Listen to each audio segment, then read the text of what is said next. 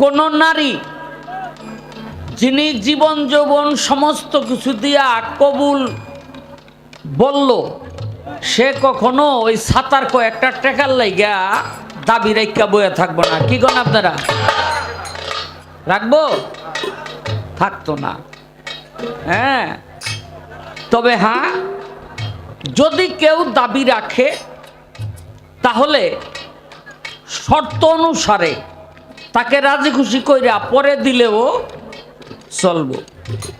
যদি সে অসমর্থ হয় পরে দিলেও চলবো। বড় পীরের কাছে গিয়া একটা বড় পীর একটা মসজিদ বানাইব, তো এক বেডি গিয়া কইতাছে সবাই তো দিতাছে, তো আমি তো আমার হাতে টাকা পয়সা নাই, আমি মোহরানা আমার মোহরানা দিয়ে দিলাম। স্বামীরে কয় যে আমার মোহরানা দিয়া দিছি দাও, কয় আমার 2 পয়সা দেওয়ার তৌফিক নাই, তুমি আজকে আইছ মোহরানা দেওয়ানের লেগা। তখন বড় পীর আব্দুল কাদের জিলানী বলল, ঠিক আছে তুমি 10 দিন আমার মসজিদে কাম করো, তাইলে তোমার মোহরানা শোধ হয়ে যাইব। তাইলে বোঝা যায় পরেও দেওয়ান যায়। হ্যাঁ, এরকম অনেক কায়দা আছে, ব্যাক কম যাব না, বুঝলেন নি? এখন তরিকতের মোহরানা কি? ওই যে বলা হয়েছে, সুন্দর সাজিয়া সুন্দর খুঁজিয়া যৌবনের কর সুন্দর স্বামীরও করণ, সুন্দর গুরুচরণ কর্মকার বাড়ি, সুন্দর অলঙ্কার ঘড়ি, সুন্দর অঙ্গেতে কর মোহিনী ধারণ, সুন্দর কলঙ্কের হার কণ্ঠেতে পরগা, এবার সুন্দর সাজিয়া কর গুরুর করণ। হ্যাঁ, কি বলছে? এই নিকাবশ যথা তথা, বেচিও না বেচা মাথা, তা হইলে গুনার খাতা মাপ হবে না কখন। শিশুকালে সাদি বসে কেবলমাত্র রঙ্গরসে, যৌবনকালে সাদি বসে পাইতে রমন, আর বুড়ি যাইয়া নিকা বসে মরণের হাই হুতাশে, কোন দিন যেন সমনে সে করিবে বন্ধন। ওয়াজের কয় বারে বারে, আব্দুর রহিম কই তোমারে সানাজাটা সুনজরে রেখো সর্বক্ষণ। আব্দুর রহিম কয় ভাবিয়া শোনো শোনো প্রাণপ্রিয়া, মোহরানা দাওবান দিয়া তোমার 2 চরণ, সুন্দর সাজিয়া সুন্দর খুঁজিয়া যৌবনের কর সুন্দর স্বামীরও করণ। এই স্বামী কোন স্বামী? এই আস্তে আস্তে টোহা, এই স্বামী হইল জগৎ স্বামী। এখন এই জগৎ স্বামীকে যে ধারণ করতে পারছে তিনি হইলেন মুর্শিদ বা গুরু বা পীর। এখন ওই পীরের পায়রবি কইরা হইল আপনার দাসত্ব স্বীকার করলে সে হবে আপনার স্বামী, আপনি হবেন তার স্ত্রী। জ্ঞান নয়নে দেখ না চাইয়া পুরুষ নাই রে সবই ভাইয়া, সবই ভাইয়া। হ্যাঁ, বুঝতেইব। বেয়াদবি নিয়েন না, একটা কথা কই, যারা জুতার দোকানদারি করেন তারা জানেন ডাইন পার্শ্বে বাম পাও ছোট পুরুষের। আসেননি জুতার দোকানদার? কেন কেন জানেন? আপনার ডাইন অংশ হইল পুরুষ, বাম অংশ হইল নারী। এজন্য পুরুষ হইল বড়, ডাইন অংশ বড় থাকে আর বাম অংশ ছোট থাকে। আপনি ডাইন চোখে বেশি দেখেন, বাম চোখে কম দেখেন। ডাইন চোখটা বড়, বাম চোখটা একটু ছোট, কিন্তু এতই সূক্ষ্ম ছোট যে সেটা সহজভাবে খালি চোখে ধরা যায় না। আপনার মধ্যেও নারী এবং পুরুষ আছে। আবার স্ত্রীদের বাম পাও বড়, ডাইন পাও ছোট। কেন? তাদের মধ্যেও বাম অংশটা হইল নারীর আর ডাইন অংশটা পুরুষের। ওদিক দিয়ে আল্লাহ হ্যাগো বড় রাখছে, এদিক দিয়ে আল্লাহ আমগো বড় রাখছে। আর দুইজন যদি মিল্লা যায়, আমে দুধে মিল্লা গেলে বুঝেন না, যে বোঝে যে আসতেছে। স্বামী স্ত্রী এক বিছানায় ঘুমাইয়া থাকলে সকালবেলা বিছানা ছাড়ার আগে স্বামীরে ভক্তি দিয়া সালাম কইরা তাজিমের সহিত তারপরে উঠতে হয়। কেন? রাইতের বেলা কোন জায়গায় পাও লাগছে, কোন জায়গায় মাথা লাগছে কইতে তো পারে না। হ্যাঁ, যদি বেদবি হয়ে থাকে, আবার একটা সময় আছে কার পাও কার মাথা কে খবর রাখে, তখন দুইজনই একজন। তো এই দুইজন একজন হইতে হইলে যেই প্রেমটা থাকতে হয়, বেয়াদবি মাফ করবেন, বাংলাদেশের বহু নারীর মধ্যেই সেই প্রেমটা নাই। খালি একটা কথাই বেশি কয়, হের সংসার করে আমার সুখ হইল না, কয়নি? আর সারা বাংলাদেশের বেডিরা একটা কথা কেমনে যে শিক্ষা রাখলো, এটা কি বিক্রমপুর, কি মানিকগঞ্জ, কি ফরিদপুর, মানে কি কইতাম, সারা বাংলাদেশের 64 জেলায় একটা ডায়লগ হ্যাগো মুখস্থ। খোদায় মনে হয় সৃষ্টির আগে ব্যাক কয়টারে এক লগে করে হিগাই দিছে। কি জানেননি? কইতাম আমি দেখা তোমার সংসার কইরা গেলাম, কি ঠিক নেই? একজন আরেকজনকে ধাক্কা, আমি দেখা তোমার সংসার কইরা গেলাম, এই কথা শোনেন নাই এমন কোন স্বামী নাই। যাই হোক, আসলে একমাত্র মুর্শিদ হইল পুরুষ, গুরু হইল পুরুষ, আর সবই মায়া। যদি মুর্শিদের খেদমতে কৃপা বলে পৌরসত্ব ভক্তকে দান করে, সেও তখন সেই পুরুষের আসনে উপনীত হইতে পারে। যাক, বলা কওয়া আরো কি কি জিগাইল রে? ও 40 গঞ্জ, এই যে দেহটা 40 গঞ্জ, আপনারা শোনেন নাই? আগুন পানি বাতাস মাটি নূর। হ্যাঁ, আবার এক একটা আগুন পানি বাতাস মাটি নূর, এই 5টা, আগুনের 5 গুণ, মাটির 5 গুণ, নূরের 5 গুণ, পানির 5 গুণ, হাওয়ার 5 গুণ, এই 30 আর হইল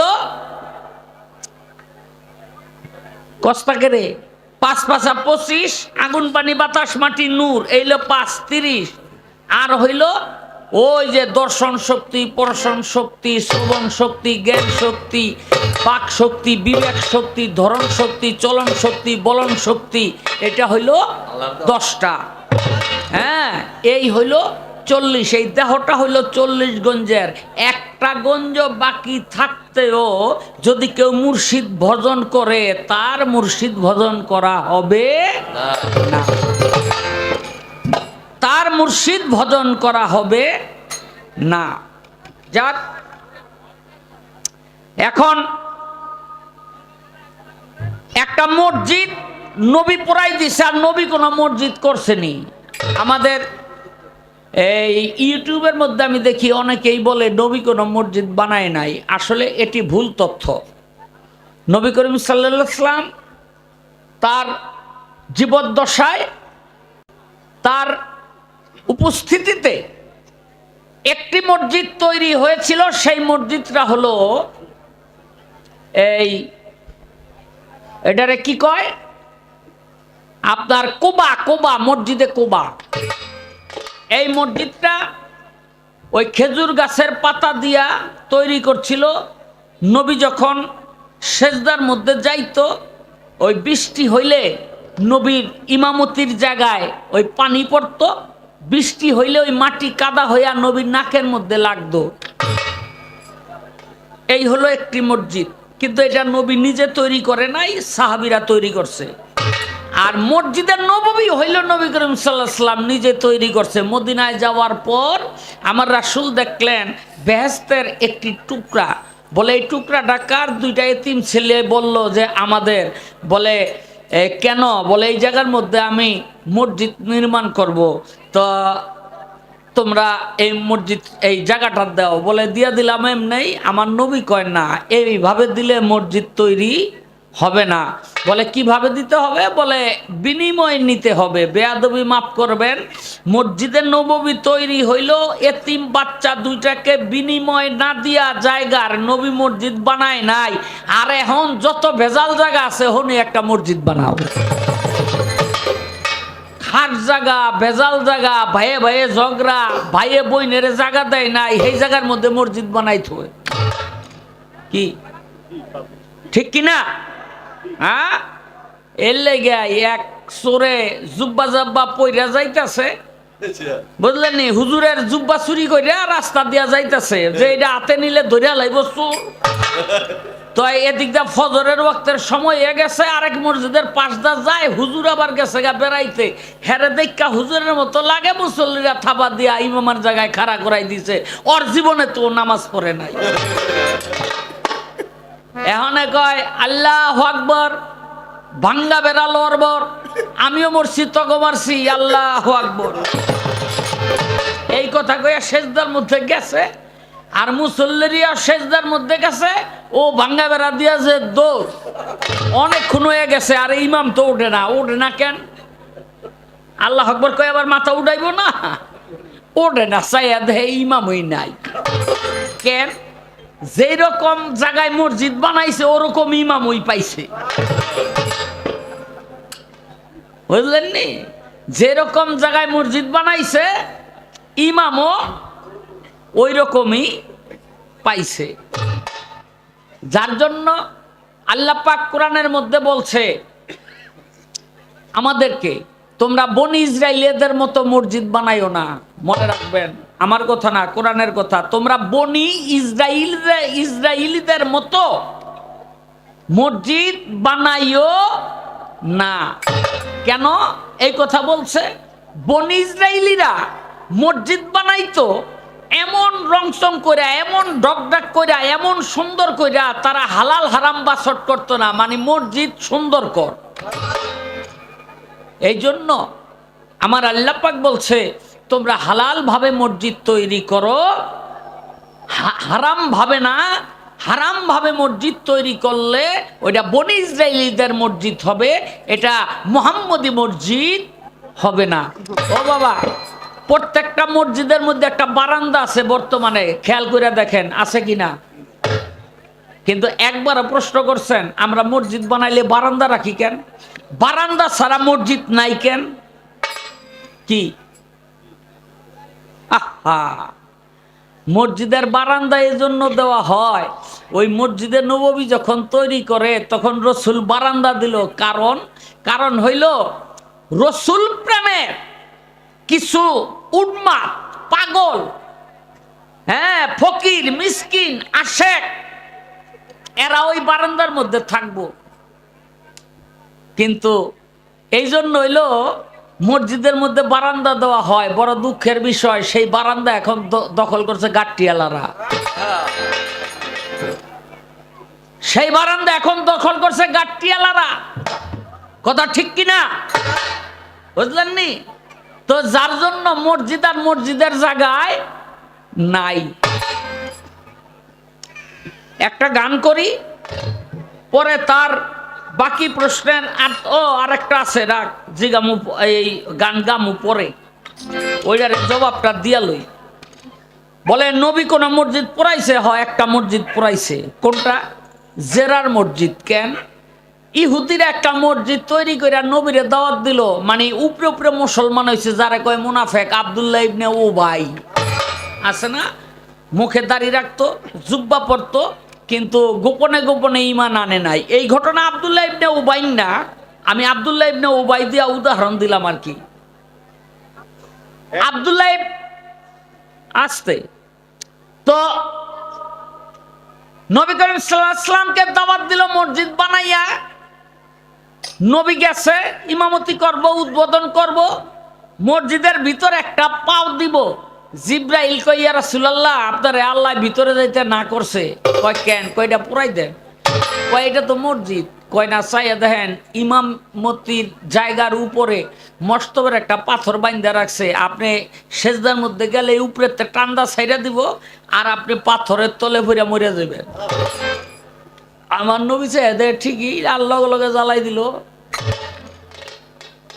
হ্যাঁ, তাই যেগুলো মসজিদ না ওগুলো জ্বালাই দিলে কোনো সমস্যা নাই। এটা হাদিস অনুসারে যেগুলো মসজিদ না সেগুলো জ্বালাই দেওয়া যায়।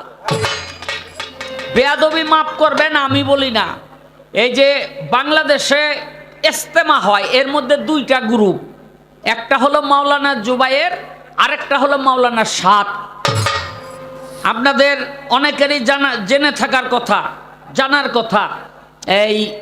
এই মাওলানা সাদের বিরুদ্ধে একটা শ্রেণী কেন গেল? মাওলানা সাদ বলছেন তোমরা ইমামতি কইরা টাকা নিতে পারবা না। এখন যারা এই ব্যবসাটা করে তাগো তো সমস্যা হয়ে গেছে। মাওলানা সাদ বলছে মিলাদ পড়া রসুলের নামে এটা জায়েজ, এটা না জায়েজ কোনো কাজ না। এখন তাগো সমস্যা হয়ে গেছে, এই কারণে হইল দুইটা গ্রুপ হয়ে গেল। কথাটা আরো নোংরা, আমি সেইভাবে বললাম না। এখন আমাদের ঈমান নষ্ট করার জন্য নানাভাবে ইহুদি খ্রিস্টানরা চক্রান্ত করতেছে, আমাদেরকে যেন মোহাম্মদ ইসলাম থেকে দূরে সরাইয়া আনতে পারে। আর মোহাম্মদ ইসলাম কি জানেন? মোহাম্মদ ইসলাম হলো তুমি একজন কামেল মুর্শিদের হাতে হাত দিয়া বায়াত হও, যাকে বলে আহলে বায়াত। যাকে বলে আহলে বায়াত। তুমি বায়াতি হইলে না, তুমি কি এর মুসলমান? মুসলমানের ঘরে জন্ম নিছ, তুমি ধর্ম পাইছ ইসলাম, কিন্তু তুমি মুসলমান হও নাই। মুসলমান শব্দের আবিধানিক অর্থ আত্মসমর্পণকারী। তুমি কবে, কোন দিন, কার কাছে আত্মসমর্পণ করেছো নিজেকে কি একবার জিজ্ঞেস করে দেখেছো? আত্মসমর্পণ করতে হবে। আহলে বায়াত একজন কামেলেন মুর্শিদের হাতে হাত দিয়া আমার এই 40 গঞ্জের দেহটা তোমার কাছে আমি বিক্রি করে দিলাম। আমার বলতে আর কিছু নাই, আমি একটা গান করি।